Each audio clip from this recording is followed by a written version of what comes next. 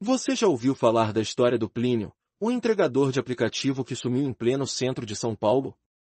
Dizem que ele foi a mais recente vítima da lenda do Prédio dos Gemidos, um edifício antigo, largado no meio do caos urbano, que apavorava até os corajosos que passavam por suas imediações. Todo mundo comenta, mas poucos acreditam de verdade. Bom, pelo menos até agora. Plínio era um cara comum, batalhador, que se virava nos 30 em cima da bicicleta entregando lanches pelas ruas. Ele conhecia cada esquina, cada talhozinho esperto da cidade. Sua base era ali pela Sé, com suas ruas cheias de histórias, a mistura de cheiros de comida e poluição, e o zunido constante dos ônibus. Certo dia, ele recebeu uma chamada para entregar um sanduíche no endereço que parecia ser uma pegadinha, o sobrenaturalmente famoso Prédio dos Gemidos. Os amigos dele sempre contavam sobre esse prédio, um lugar onde, segundo a lenda, pessoas que entravam à noite podiam ouvir gemidos e choros que não eram de gente viva. Coisa de maluco, Plínio dizia, rindo e se recusando a acreditar.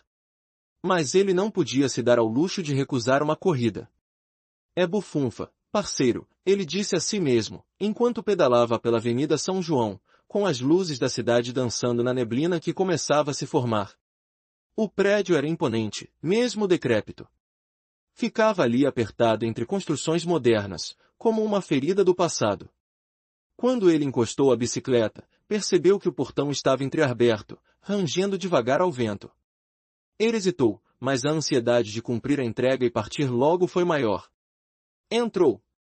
Lá dentro, o ar tinha um cheiro de mofo e abandono, como aqueles porões de casa de vó que passam anos sem serem visitados. A luz era escassa, e os corredores se estendiam mais escuros do que o lado de fora. Plínio engoliu seco, lembrando-se de todas as histórias. Mas, afinal, gemidos eram só para quem ficava à noite, não? Vou, entrego e saio, repetia na cabeça como um mantra. Enquanto subia as escadas, ele começou a ouvir um som abafado, quase como um choro vindo das paredes. Plínio parou por um momento, o coração acelerado como se estivesse prestes a arrebentar do peito, mas forçou-se a continuar. É só minha imaginação, é só minha cabeça pregando peça, resmungou baixinho. Porém, quanto mais ele avançava, mais nítidos ficavam esses sons. Passos pesados começaram a ecoar atrás dele, como se mais alguém estivesse ali, alguém invisível, mas que sentia cada degrau sob os calcanhares. Ele parou, virou-se devagar, mas não havia nada além do jogo de sombras. Com o suor escorrendo pelas têmporas e a respiração cada vez mais curta, ele chegou ao andar indicado, mas o apartamento estava vazio, a porta entreaberta. Dentro, uma única cadeira, ao centro, como em um interrogatório, e o fantasma do frio cortando o ambiente.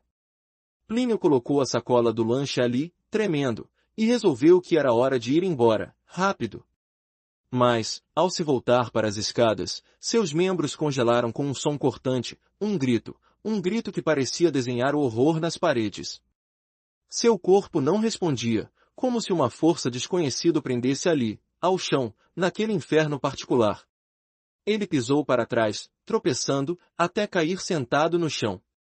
O grito se repetia em sua mente, cada vez mais alto. Finalmente, como se o feitiço se quebrasse, ele se levantou de um pulo e correu desesperadamente, tropeçando pelos degraus, escutando os passos que agora o perseguiam com uma pressa desumana. Plínio disparou pelo portão, que agora bateu com força atrás dele, como um aviso final.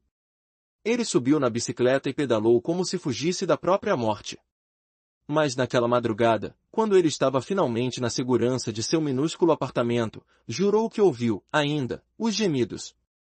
E mais, sentiu um frio cortante, um toque de mão invisível que o fez estremecer.